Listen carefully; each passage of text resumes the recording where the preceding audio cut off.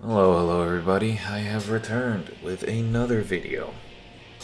Um, this time we're going back to the rankings of Sonic games. This time we'll be taking a look at the Adventure era.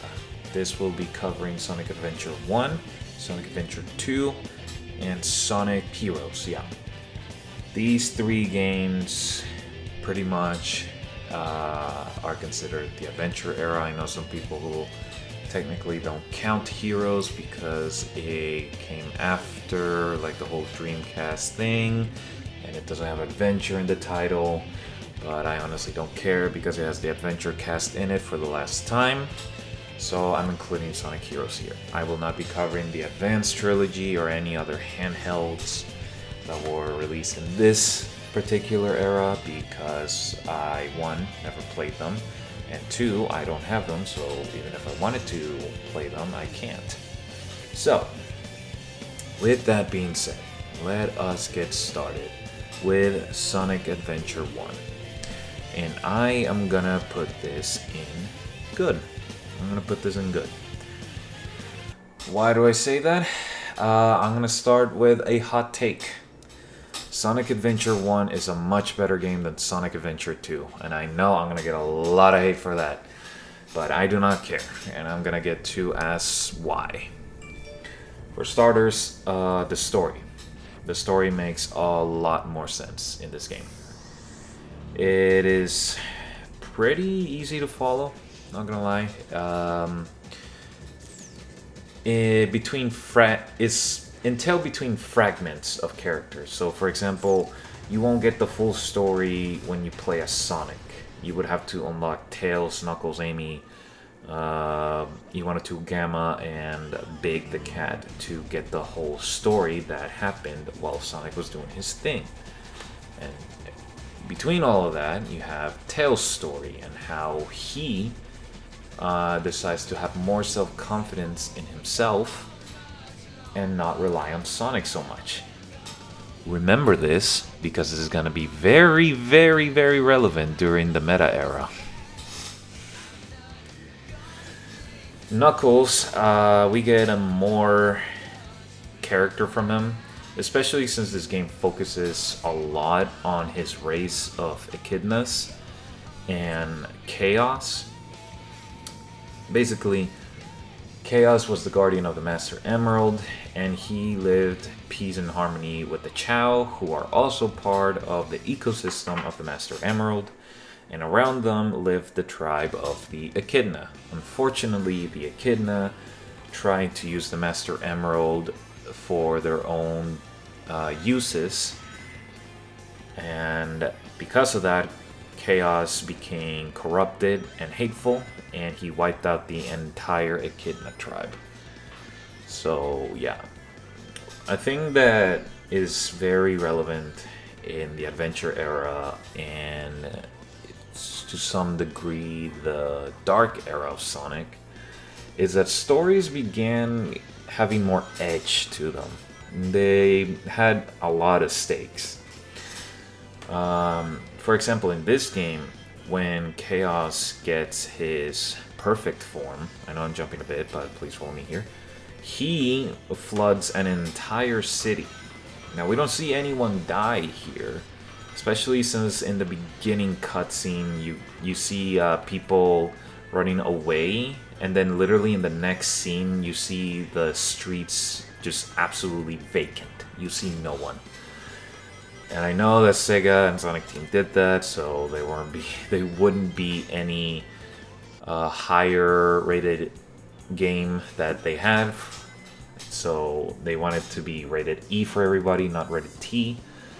But the implication is still there. Chaos flooded an entire city, and who knows how many people he took out with him. So yeah, pretty insane. From that to the genocide of an entire race. Those are basically the main story beats of Sonic Adventure.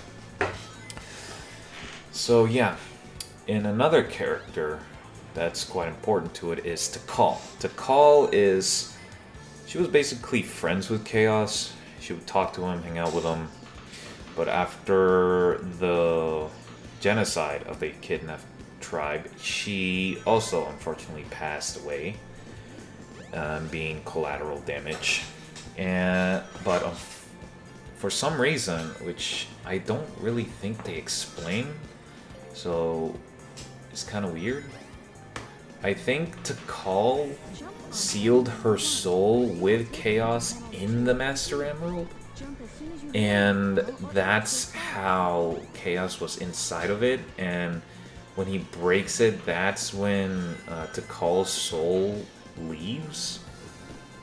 But it kind of doesn't really make sense, because how did chaos escape the Master Emerald to begin with?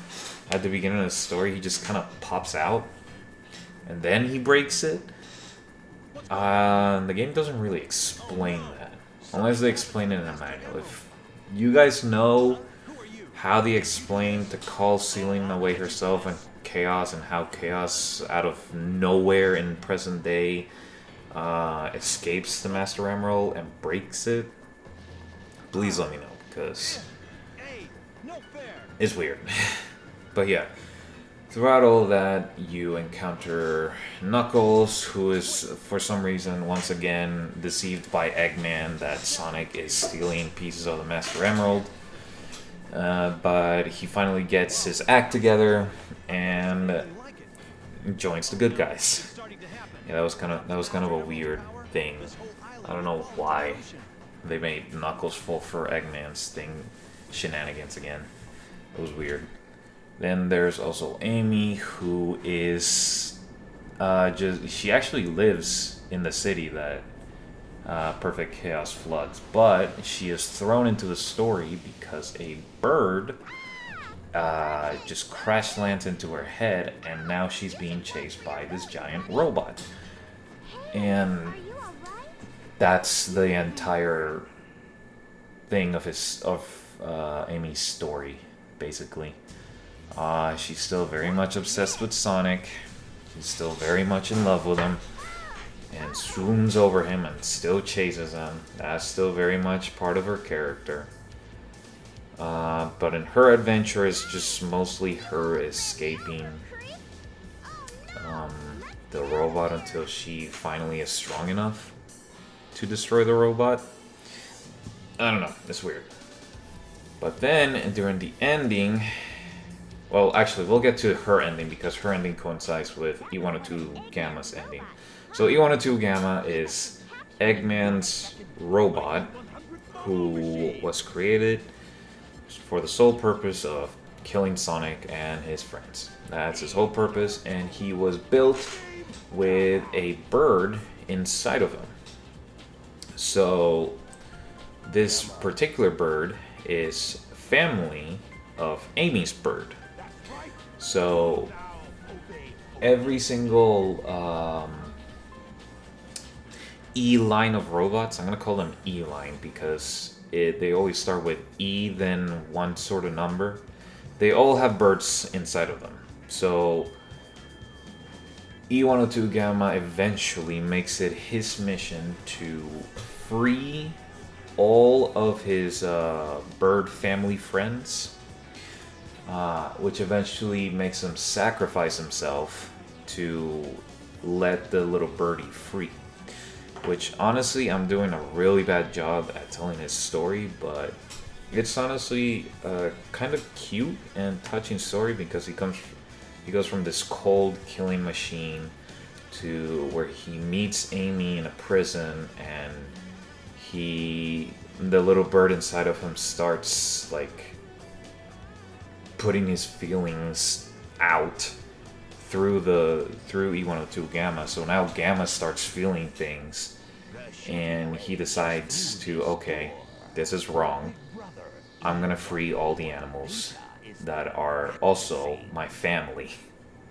So in a kind of messed up sense, Gamma's killing his own family to free his own family. You know what I'm saying?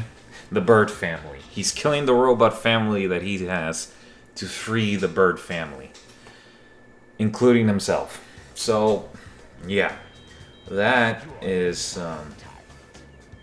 it's a pretty okay story.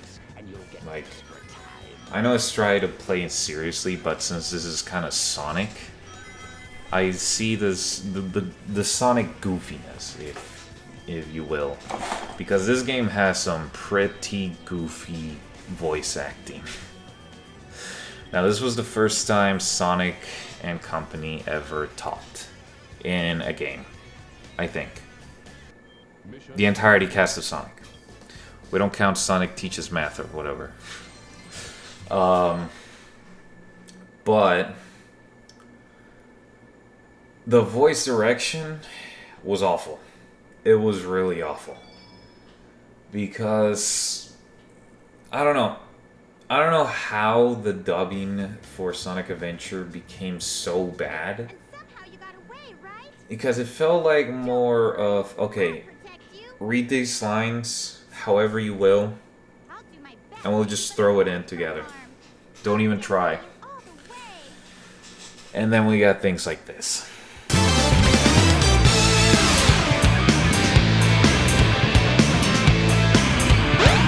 What's that? The Chaos Emerald! Get away from there! Ah! Nighty night! Take them! Absolute cinema. So yeah, voice acting is not great. So because of that, the story gets bogged down. Because again, I cannot take Sonic and Co seriously when they sound like that. But yeah, the story is oh no, we haven't gotten to the worst part of the game yet. The worst part of the game is Big the cat. Oh man, why did they think that fishing in a Sonic game was a good idea? Where it's all about high-speed action and platforming. Fishing. Yes. Perfect math. Whew, brother. It's awful. You literally just fish. And I swear they messed that up. They messed up something as simple as fishing. Because sometimes... Okay, I'm getting ahead of myself. The whole point of Big's story in Sonic Adventure is that his pet / friend Froggy eats a tiny part of Chaos that got separated from Chaos himself out of nowhere. Yeah, don't ask. I don't even know how that happened. They don't explain it either.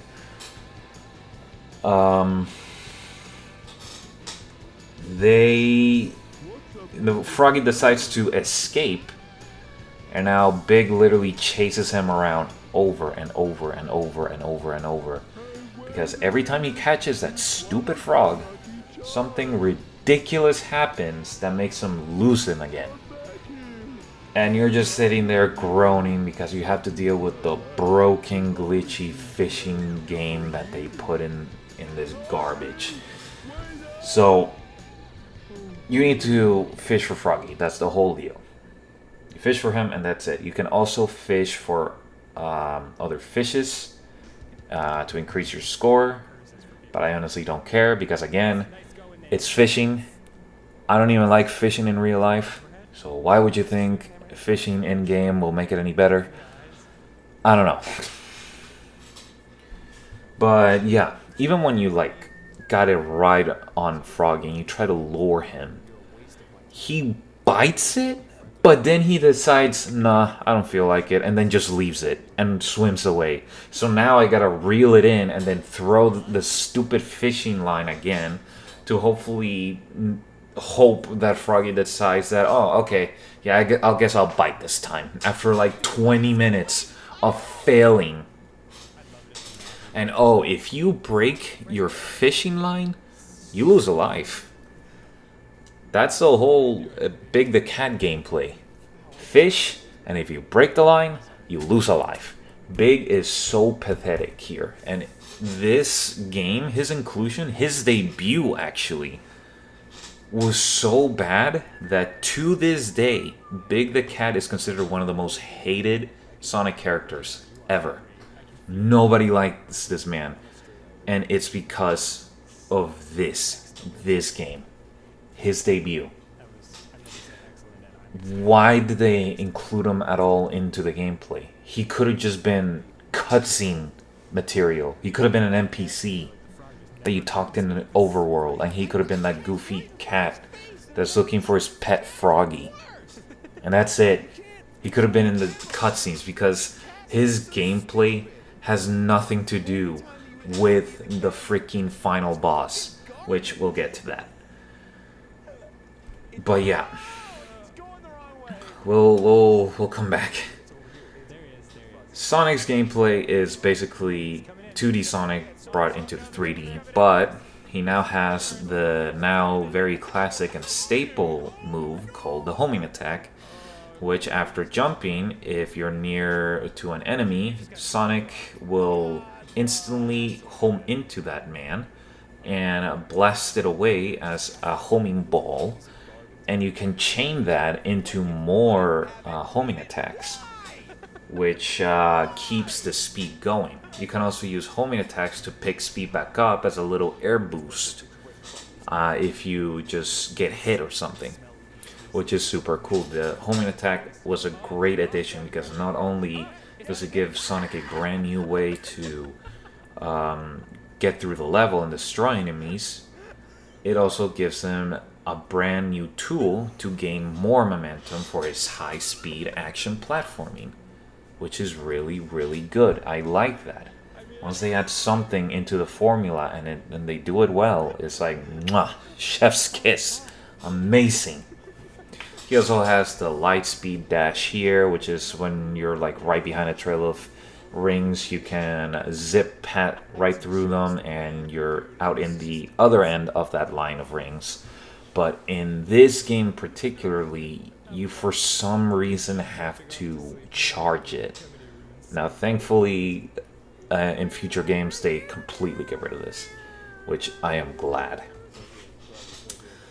A thing I will say that bogs down just a little bit, that bogs down Sonic's gameplay is the fact that the light speed dash and the homing attack are in the same button.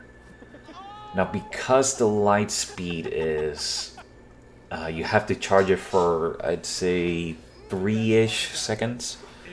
It's not as bad because you can just hold the action button for a good second and then boom, you got a pretty good spin dash out of it. And that's about it. This will be a problem that will become much worse in the next game, trust me. Now, Tails is basically a race to the finish gameplay. You're basically racing Sonic or Eggman during Sonic's adventure, Tails' adventure, and that's it. It's quite fun, it's quite exhilarating because you're just trying to go fast, and you're just trying to fly away with Tails, and it's actually really fun. It's very exhilarating, not gonna lie. Knuckles' gameplay is basically treasure hunting. Now, treasure hunting in this game is good. I like it. Yes, the level design is very spacious and open, but it's still boxed in enough to where you're not really lost in the halfway across the continent from where you started. So it is okay. Except for Final Egg. There, you're just bleh. It's awful. Final Egg sucks with everyone. So yeah. But the thing that makes Knuckles' gameplay a lot easier is the fact that he can track multiple shards of the Master Emerald. That's something that I really like. And oh boy, did it piss me off that they butchered it in Sonic Adventure 2. But we'll get to that. So for now, Knuckles' gameplay in Sonic Adventure 1, really good.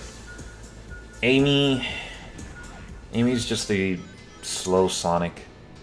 She can't really homing attack or spin dash. She uses her hammer. And that's about it. Her gameplay's pretty mid. And yeah, I don't really have much to say. You're basically just trying to get away from the big trash can robot and getting to the end of the stage, and that's it. That's pretty much it. The E102 Gamma, he is basically an Unreal shoot 'em up, kind of. You're basically shooting everything in your way to gain more time, because with Gamma, you're actually in a countdown, and once that timer reaches 0, you die. But if you kill enemies, you gain more time. And if you chain those kills by holding down the button and homing into more enemies, you gain even more time with that. And that's the whole spiel with Gamma's gameplay. And I gotta say, in its own way, it's pretty exhilarating. I like just turning my brain off and shooting everything in sight. I like it, you know? It's fun. I like it. And it helps that it's also short. Like, Gamma is a short and sweet part of Sonic Adventure 1. I already talked about Big and how much I hate it. So yeah, let's get to the real BS part that Big the Cat bogs down for this game. You have to beat every single character's adventure in order to get to the final boss, the true final boss, which is Perfect Chaos. That includes Big the Cat and his stupid fishing sections. Oh boy, that is the worst. That is the absolute worst. And that whole thing, that one thing that I really hate, that really prevents me from putting this game in pretty poggers, is Big the Cat, and the fact that he's required to get to the true final boss of the game. And it's so stupid. Now the final boss is great. It's a classic. You turn into Super Sonic and blast through the flooded city to destroy Perfect Chaos and turn him good again, so he can finally be put to rest with Tikal. And in the end you do. And oh man, the music is amazing. This is the first time that we heard the band Crush 40. And what an entrance, dude. Open Your Heart is perfection, you know? And the rest of the music is amazing too. Like, I love it all. I love it all. It doesn't matter. And I'm still blanking out on some. But yeah, that's phenomenal. Phenomenal. Chef's kiss. Really good game. But it gets bogged down by Big the Cat. Like, a lot. Now, let's get to Sonic Adventure 2. This game is also good. I like it. Not as much as Adventure 1 though. Let me tell you why. The level design is a lot more linear. Unlike Adventure 1, where you can actually explore around and find hidden goodies, Adventure 2's level design is more linear, more boxed in, and more automated, if you will.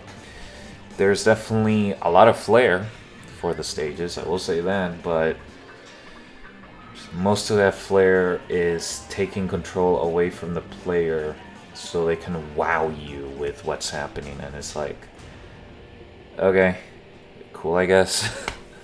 I would rather just explore around and have my little own adventure and pick my own path, but I can't with this game because, again, you are in a set path. Now, that's not to say that the levels are bad. No.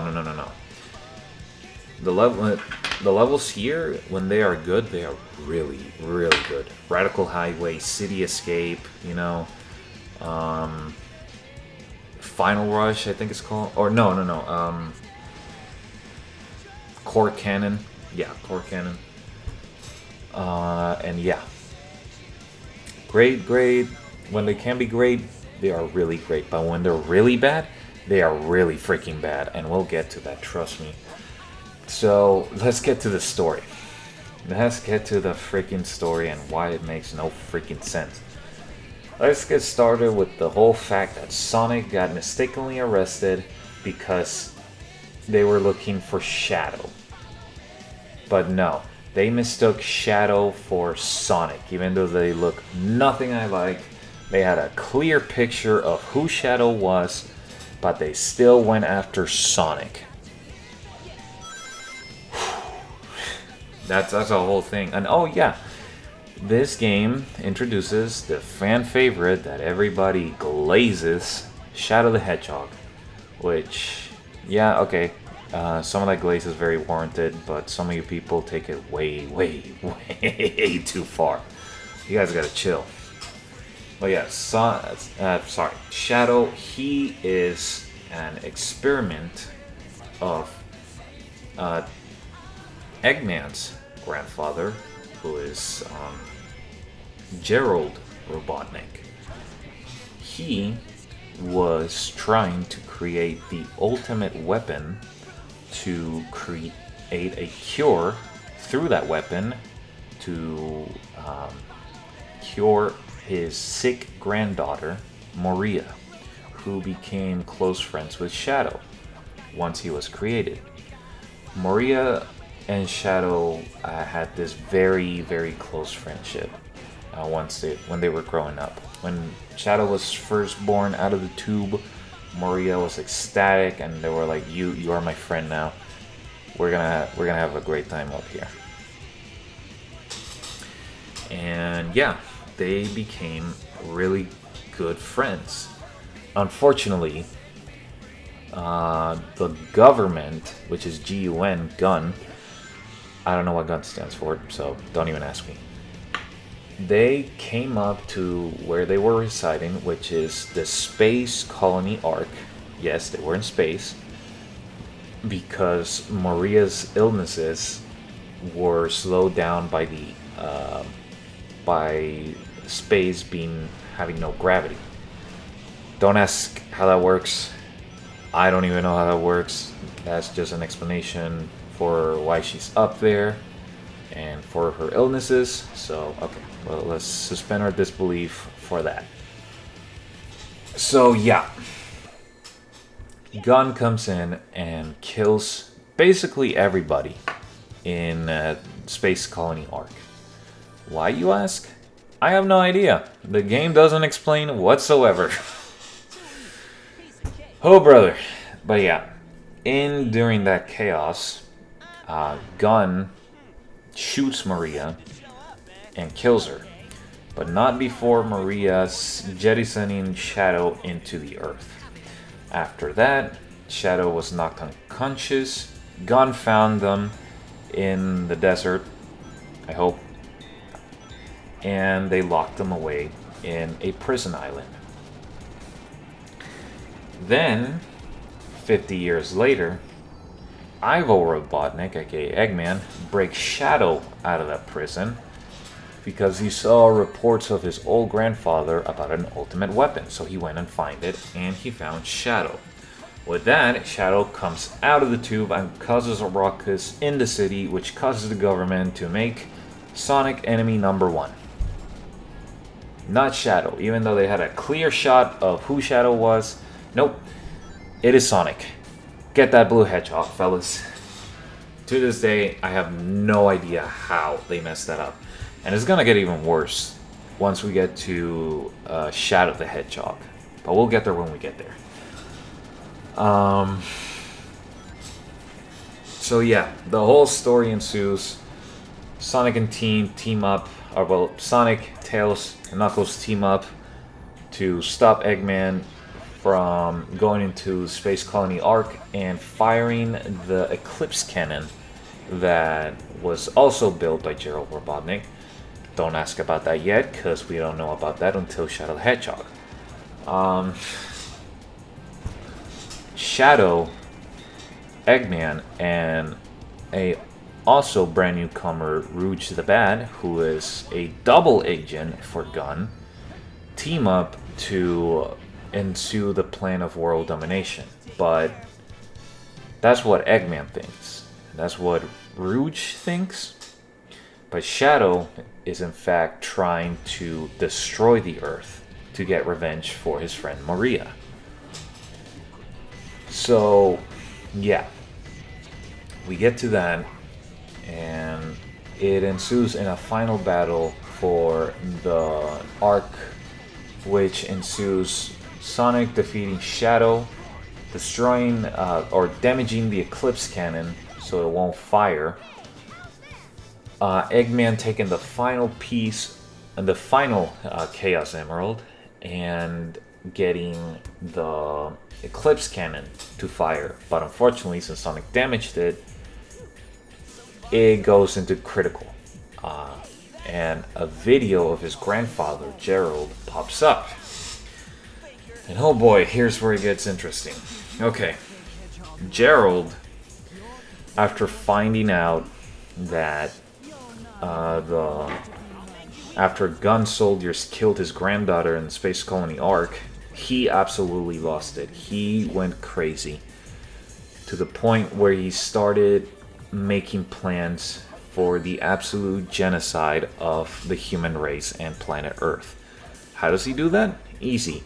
He goes for the space cannon, but when that doesn't work, he put a failsafe that made sure that once 7 Chaos Emeralds were put into the cannon and the cannon didn't fire, the space colony arc itself will jettison itself into the Earth like an asteroid, destroying everything in sight and basically making humans like the brand new dinosaurs. That's his whole plan. And here I am thinking, how did he do this? How did he do all this? How did he, one, find out that Maria died when he was also being chased by gun soldiers? And he was not with Maria or Shadow, by the way. He was split from them. Maria and Shadow were running away by themselves, while Gerald was, I don't even know where, in the Space Colony arc. But let's try and suspend our belief that he somehow found out. Okay, let's say he found out. How in the world did he program the Space Colony arc to do all of this, to jettison itself like an asteroid into the Earth? How did he do this? Because from what I'm aware, he was taken into custody immediately after the raid.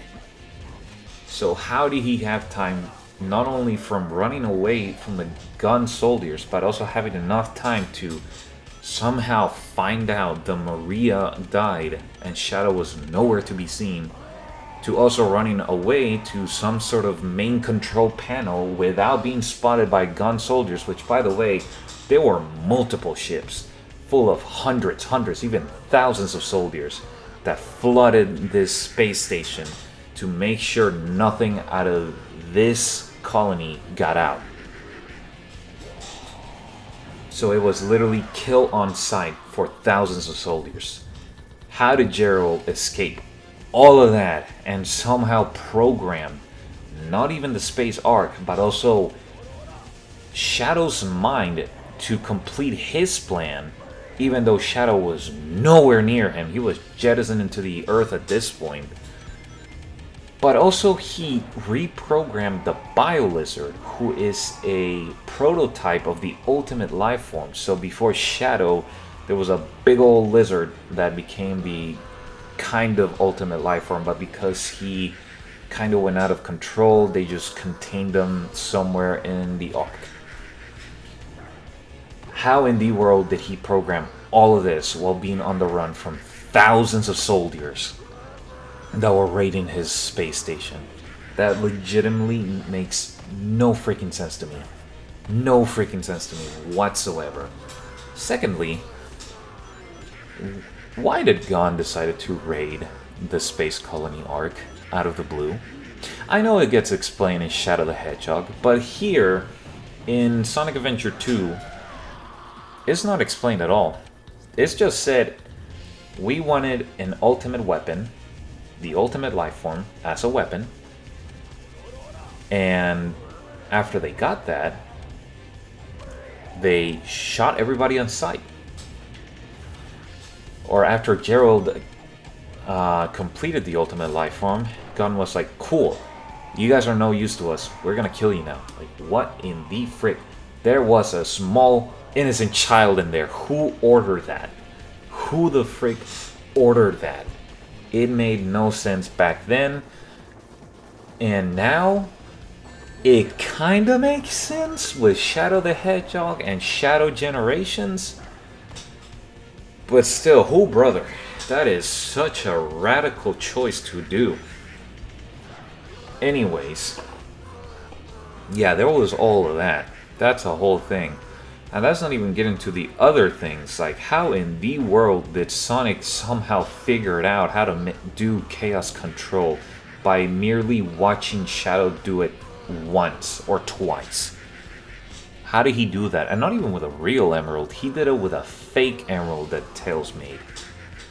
And he just did it on first try. And okay, let's say that he did it on first try. You can see that he was very winded after doing that, so it's implied that Sonic is really not good with this sort of chaos control thing. Literally in the Dark Side story, the final boss is Sonic, and one of the moves that he uses is chaos control. And he's not winded after that at all. Like, he just uses it. How in the frick? Another thing, why in the frick was there a space shuttle in a random pyramid? That was just such a random thing to have.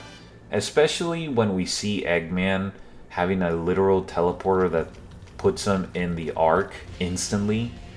From that same pyramid, by the way. Why is there just a space shuttle there? Like, that makes no sense.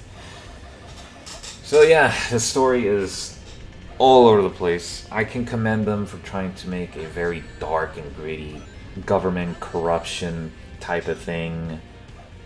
But wow, did they not execute it well. So let's get to the gameplay. Sonic and Shadow are basically the same. So they're all about high-speed platforming. And I like that. I like their stages for the most part.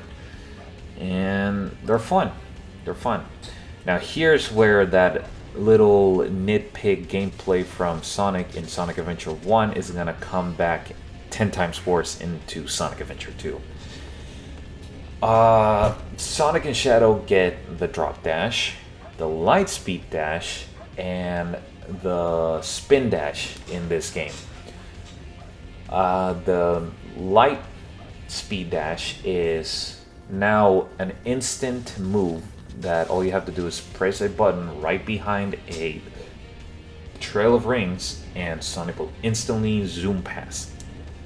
I love that. I really, really love that. It makes things more snappy, it keeps the momentum going, and it doesn't have me breaking all speed just to hold down a button for 3 seconds, then I can go.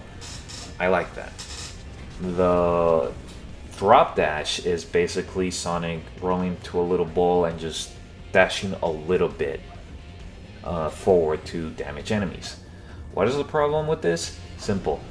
You have all those three abilities in one button. Just one little button. For whatever reason, in their infinite wisdom, they decided to put all of these very, very specific moves that should have had their own buttons into one specific button. So now, whenever you're trying to do a light speed dash, you can sometimes do a drop dash instead, making you lose the bonus from doing a light speed dash in a trail of rings and breaking all momentum. You're trying to do a spin dash, then all of the Sonic zooms into a trail of rings that the camera wasn't even on, and now I'm like, what the frick, where am I? So yeah, that is a huge problem, and it bogs down Sonic's gameplay for me a bit more because of that. And that's why I prefer Sonic in Sonic Adventure 1. That and the levels. Now let's get to Tails and Eggman, since they're both the same. Now, I kind of have a sort of love-hate relationship with mech levels, because, yeah, it's fun to shoot everything on sight, but my goodness is it clunky. It's so clunky. They move like a tank, and it can sometimes be not fun at all. Now, I get the whole mech shooting thing for Eggman, but for Tails? Yeah, I don't even know why he was in a mech at all. Okay, I kind of know why he was there. He was originally not even supposed to be a playable character in Sonic Adventure 2, but fans did not like this, and they pushed back, so the Sonic team decided to rush him into the game and give him Eggman's gameplay, and that's why he's stuck in a mech. So yeah, mech levels are... they can be fun, but they can also be not fun. Now here's the part that I absolutely hate, the treasure hunting stages. Oh my goodness, they butchered them. They have a lot more gimmicks, they have a lot more open space, so it can be very easy for you to get lost in these stages. And the one thing that could have made this bearable, they butchered it. What do I mean? Easy. The Master Emerald Shard radar can only track one Master Emerald piece. Not all three, just one at a time. So now, you could probably be looking all over the place, be right next to a piece of Master Emerald, but because that wasn't the emerald that the tracker was tracking, sorry for the redundancy, you will never know that it was there. You will be absolutely oblivious. Until you find that first piece, then you can finally be looking at the tracker, and the tracker will say, oh, there's a Chaos Emerald here. And you're gonna be like, well, this is the place I was here before, like 10 minutes ago. Like, what the frick? So it just pads the time, and it's really bad, especially in their final stages that take place in space. Oh my goodness, it is so bad. So freaking bad, dude. I hate treasure hunting in Sonic Adventure 2. It is butchered, and I absolutely hate it with a passion. It's boring, it's tedious, and it's frustrating. Really bad. So now, you can hopefully see why I think Sonic Adventure 1 is better than Sonic Adventure 2. Level design, better playable characters. Music? No. Music is on par with Sonic Adventure 1.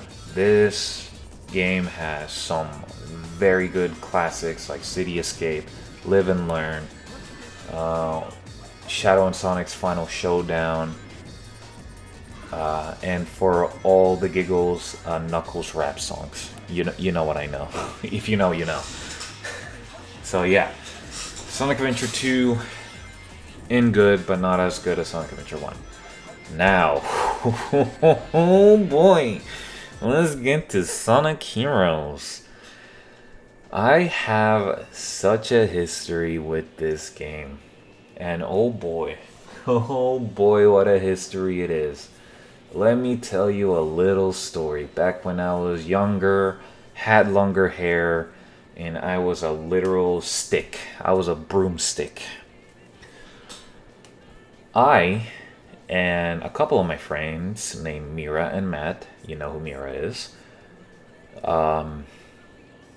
we decided, or actually no, Matt decided to make a gaming YouTube group between us three. It was called the Game Boys. Alright? It was basically us. It was basically the Game Grumps, but nowhere near as funny. And with 3 people instead of 2. So, yeah, think of it like that. Our first game was Sonic Heroes. I never played Sonic Heroes up until that point. And oh boy, let me tell you the first impressions that this game gave me, to the point where I have Vietnam War flashbacks about Rail Canyon. Oh, brother, Rail Canyon. Oh. The control is so slippery.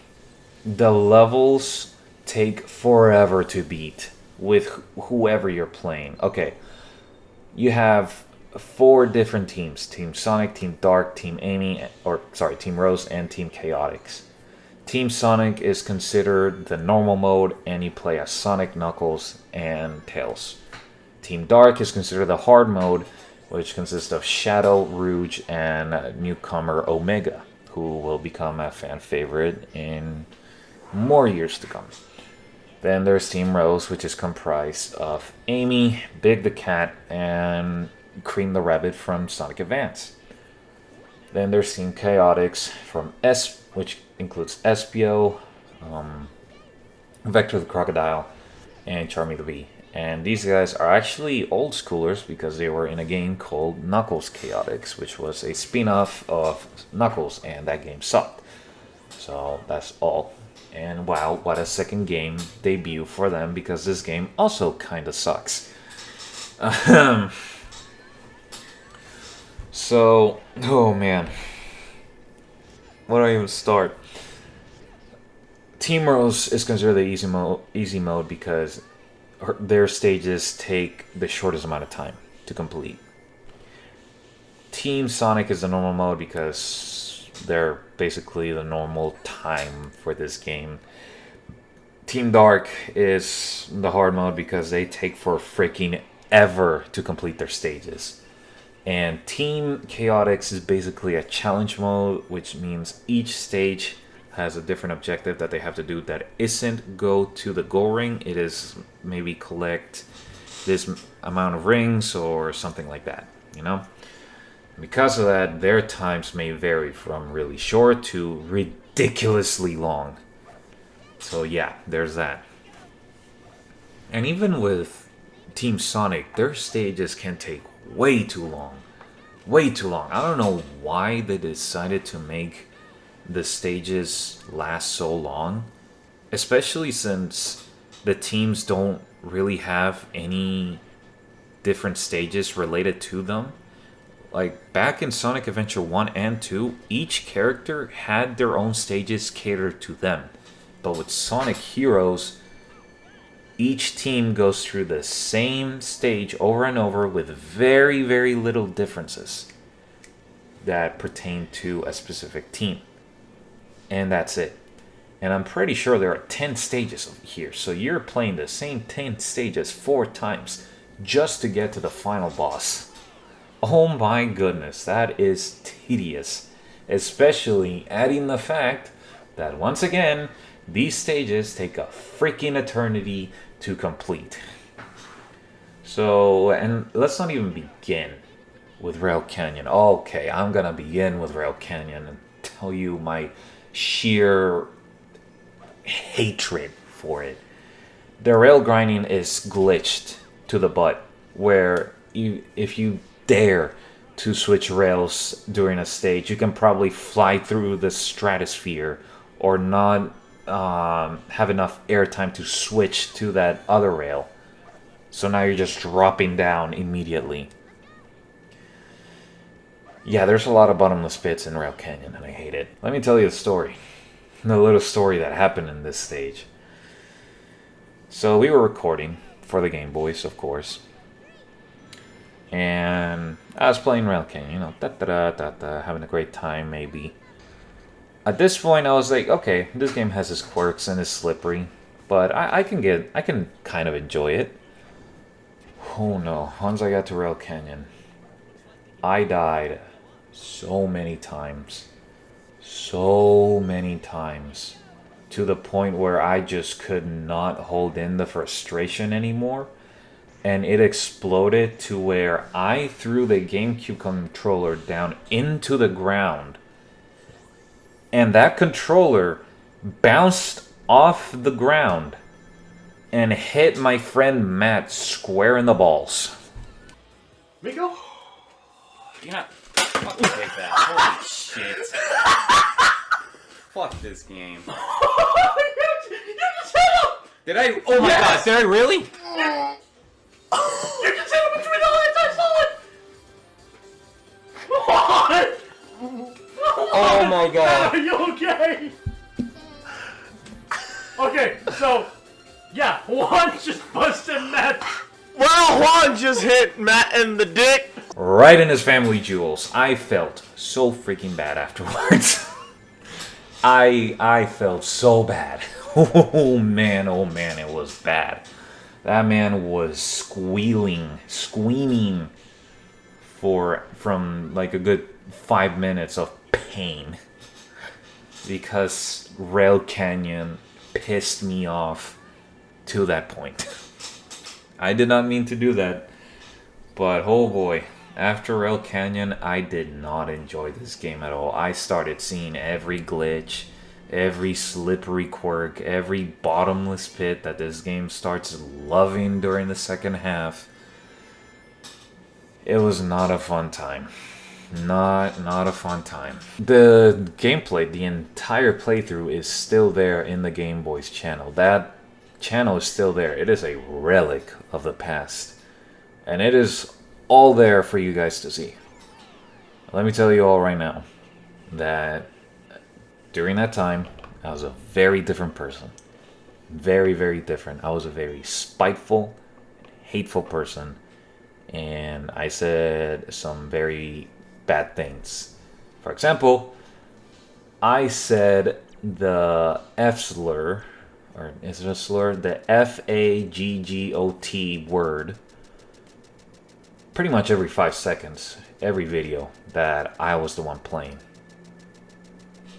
That I thought, oh yeah, haha, funny, haha, hee hee, bad word equals funny. Nah. I look back at that time and it's like, yeah, no. Not a fan of that. Not a fan of that.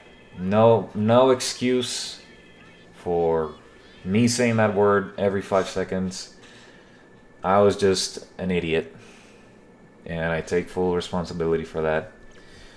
That was years ago. I'm not that person anymore. Thank the Lord for that. So yeah. So with all that story that I told you about this game, how slippery it is, how it takes forever, how repetitive and tedious it gets once you're trying to get to the final boss, how it just loves glitching. Do I hate this game to put it in bad or garbage? No. I would put it in mid. Because there are glimpses of a great Sonic game here. During the first half, I really love the level design. And even during the second half, like the first and second half has some really good Sonic stages, sorry. To the point where, like, yeah, they're classics, like Seaside Hill as a classic. I love that. Metropolis, that's a really fun one. I really like it. And then there's the Skyfleet one. That's a super fun one. I really like it. So yeah, you know. The reason why I'm not putting it garbage is because there are good things about this game. The voice acting is the best it's ever been. No longer do they sound flat or do they cut each other as lines. They are now fully realized. They know their roles. They know who they play as. And you can see that being played out. Except for Tails' voice actor. That kid was like an 8-year-old. I don't know why they kept switching Tails' voice actor every game during this time. It was weird. So, yeah. I really like the voice acting here. Although, again, it can be pretty goofy at times. I love the presentation. I love the graphics. I love how animated everybody is. I love the music. It's a pretty vibey music, not gonna lie. So yeah, there are things that I absolutely despise about this game, but there are also things that I really like. So that's why I'm putting it in mid.